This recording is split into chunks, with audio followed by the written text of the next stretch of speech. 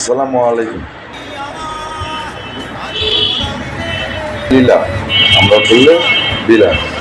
হ্যাঁ, তো ঠিক আছে ভাই, সমস্যা নাই।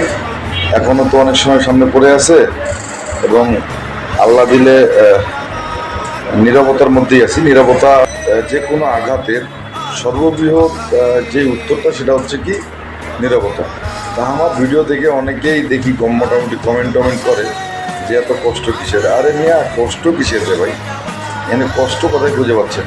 আপনি কারোর জন্য করে যখন নাম পাবেন না, ভালো কথা, নাম পাইনি এটা ঠিক আছে, বদনামের শিকারটা আসলে খুব কষ্টদায়ক ভাই। এখানে আসলে আপনার মধ্যে কোনো কষ্ট নাই। আমি যেটা বলি সেটা কি আপনার সাথে ম্যাচ করে না?